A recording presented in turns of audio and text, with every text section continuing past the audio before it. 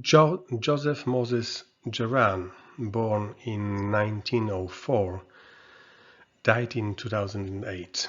He was a Romanian-born American engineer and management consultant. He was an evangelist for quality and quality management, having written several books on those subjects. The end of World War II compelled Japan to change its focus from becoming a military power to becoming an economic one. Despite Japan's ability to compete on price, its consumer goods manufacturers suffered from a long-established reputation of poor quality. The first edition of Juran's Quality Control Handbook in 1951 attracted the attention of the Japanese Union of Scientists and Engineers, which invited him to Japan in 1952. When he finally arrived in Japan in 1954, Juran met with executives from 10 manufacturing companies. Working independently of William Edward Deming, who focused on the use of statistical process control, Juran, who focused on managing for quality, went to Japan and started courses in quality management. The training began with top and middle management. The idea that top and middle management needed training had found resistance in the United States. For Japan, it would take some 20 years for the training to pay off. In the 1970s, Japanese products began to be seen as the leaders in quality. This sparked a crisis in the United States due to quality issues in the 1980s. In 1941, Juran came across the work of Vilfredo Pareto and began to apply the Pareto principle to quality issues. For example, 80% of a problem is caused by 20% of the causes. This is also known as the vital few and the trivial many. In later years, Juran preferred the vital few and the useful many to signal that the remaining 80% of the causes should not be totally ignored. When he began his career in the 1920s, the principal focus in quality management was on the quality of the end, of finished product. The tools used were from the Bell system of acceptance sampling, inspection plans and control charts. Juran is widely credited for adding the human dimension to quality management. He pushed for the education and training of managers. For Juran, human relations problems were the ones to isolate, and resistance to change was the root cause of quality issues. Juran's concept of quality management extended outside the walls of the factory to encompass non-manufacturing processes, especially those that might be thought of as service-related. Juran was one of the first to write about the cost of poor quality.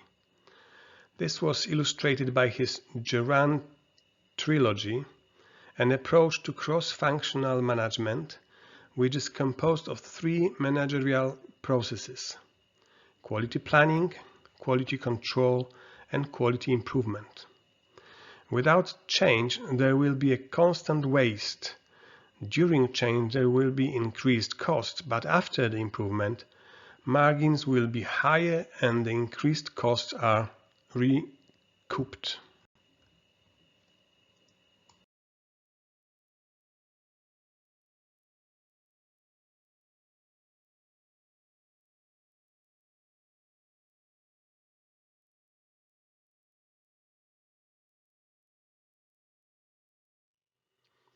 Philip Crosby, born in 1926, died in 2001, was a businessman and author who contributed to management theory and quality management practices.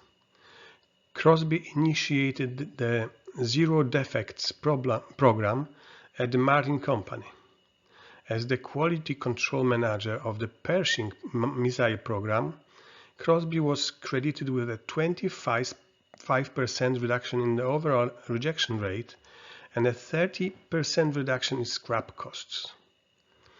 In 1979, Crosby started a management consulting company, Philip Crosby Associates Incorporation.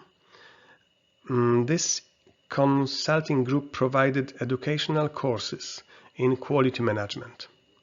Also in 1979, Crosby published his first business book, Quality is Free. This book would become popular at the time because of the crisis in North American quality. During the late 1970s and into the 1980s, North American manufacturers were losing market share to Japanese products, largely due to the superior quality of the Japanese goods.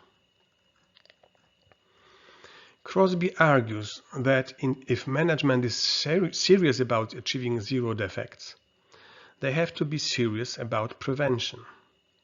He proposed some guidelines for managers, which he calls the 4 absolutes of quality management. Similarly to argument raised by Deming and Juran, Crosby thinks that companies' performance is reflected by their management attitudes to quality. Crosby theory. The essence of Crosby's quality drive is prevention. He argues that quality is free. The costs are only related to the various obstacles which prevent workers from producing right the first time. There are 2 major problems which are the causes of poor quality industry according to Crosby.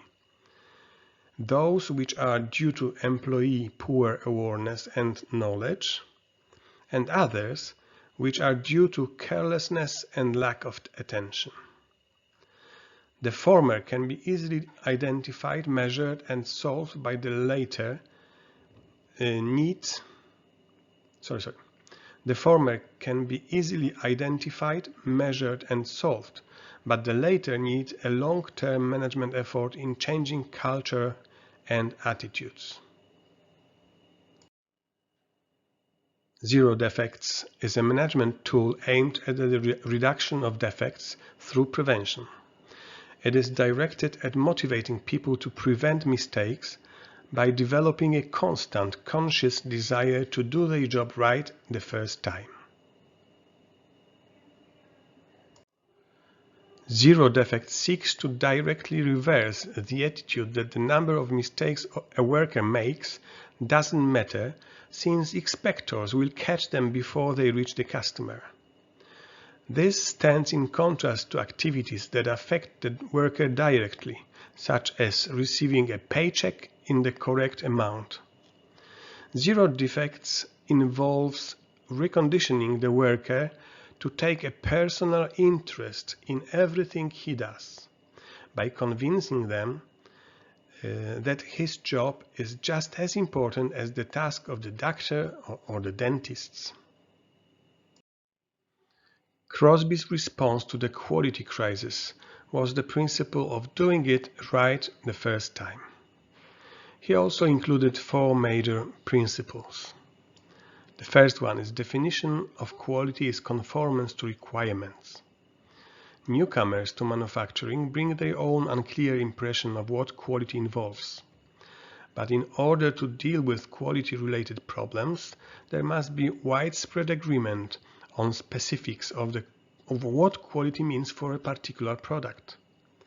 Customer needs and expectations must be reduced to measurable quantities like length or smoothness or roundness, and a standard must be specified for each. These become the requirements for a product, and the organization must inspect or measure what comes out of production process against those standards to determine whether the product conforms to those requirements or not. An important implication of this is that if management does not specify these requirements, workers invent their own, which may not align with what manager would have intended had they provided explicit requirements to begin with. Number 2, the system of quality is prevention. Companies typically focus on inspection to ensure that the defective product doesn't reach the customer. But this is both costly and still lets non-conformances through. Prevention in the form of pledging ourselves to make a constant conscious effort to do our job right the first time is the only way to guarantee zero defects. Beyond that, examining the production process for steps where the defects can occur and mistake proofing contributes to defect-free production. Number 3. The performance standard is zero defects. Workers, at least during the post-World War II economic expansion, had an attitude on the whole towards work.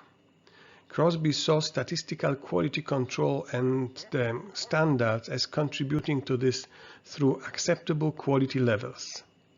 A concept that allows a certain number of acceptable defects and reinforces the attitude that makes mistakes inevitable.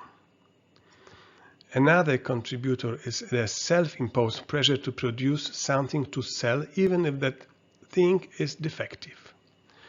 Workers must make the attitude of zero defects their personal standard.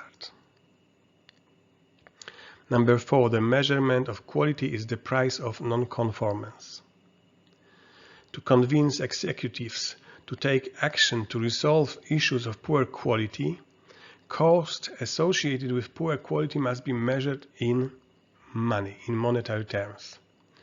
Crosby used the term the price of non-conformance in reference to cost of quality to overcome the misimpressions that higher quality requires higher costs. The point of writing "Quality is free" was to demonstrate that quality improvement efforts pay for themselves.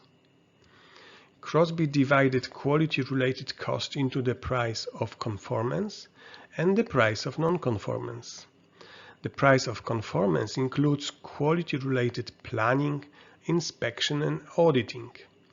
The price of non-conformance includes scrap, rework, claims against warranty, and unplanned service.